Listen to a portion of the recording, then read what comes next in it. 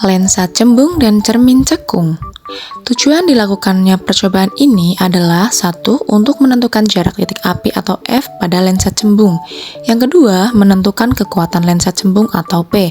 Dan yang ketiga, yaitu menentukan jarak titik api atau F pada cermin cekung. Alat dan bahan. Yang pertama, meja optik. Yang kedua, lensa cembung. Yang ketiga, cermin cekung. Yang keempat, layar. Dan yang kelima, ada sumber cahaya. Di sini saya menggunakan lilin. Lensa cembung merupakan lensa yang bagian tengahnya lebih tebal dibandingkan bagian tepinya dan bersifat mengumpulkan cahaya atau konvergen. Artinya, jika berkat cahaya sejajar melewati lensa cembung, maka cahaya akan dibiaskan dan berkumpul pada suatu titik yang disebut titik fokus. Bayangan yang dibentuk lensa cembung dapat bersifat nyata atau maya tergantung letak benda terhadap fokus lensa. Prosedur percobaan. Yang pertama, percobaan lensa cembung. Susunlah lensa pada dudukan yang letaknya di antara layar dan sumber cahaya. Kemudian, nyalakan sumber cahaya dan aturlah posisi benda dan lensa agar pada layar terbentuk bayangan yang paling tajam. Kemudian, ukurlah jarak benda dan juga jarak bayangan.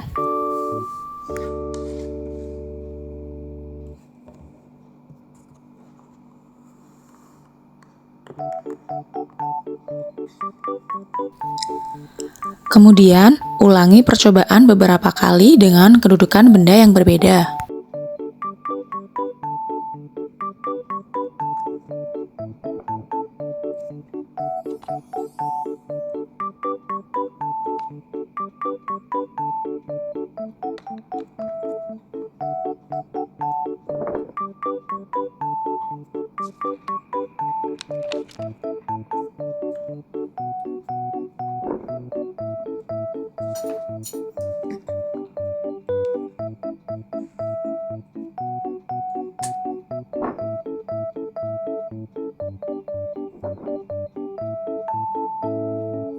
Berdasarkan hasil percobaan pada lensa cembung, cahaya dibiaskan dan dikumpulkan pada satu titik fokus, sehingga terbentuk bayangan nyata, terbalik, dan dapat diperbesar atau diperkecil, tergantung pada posisi benda.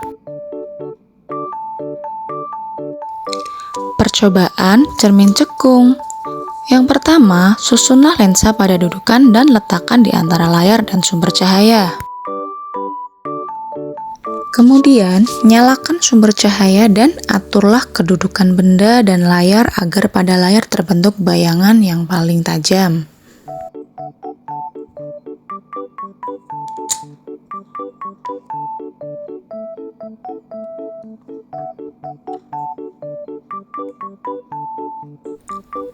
Lalu, ukurlah jarak benda dan juga jarak bayangan. Ulangi percobaan beberapa kali dengan kedudukan benda yang berbeda-beda.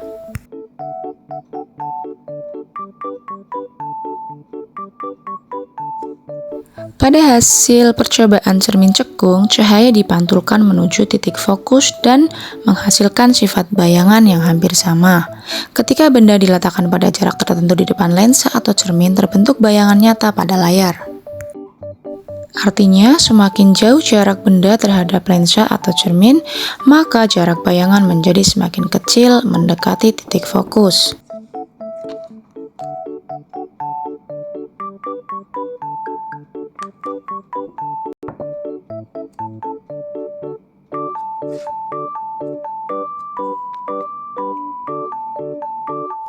Berdasarkan percobaan yang telah dilakukan, dapat disimpulkan bahwa lensa cembung dan cermin cekung bersifat mengumpulkan cahaya atau konvergen.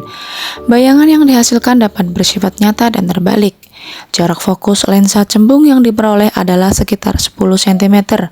Kekuatan lensa cembung yang digunakan adalah 10 dioptri dan jarak fokus cermin cekung yang diperoleh adalah 10 cm. Demikian percobaan lensa cembung dan cermin cekung. Terima kasih. Wassalamualaikum warahmatullahi wabarakatuh.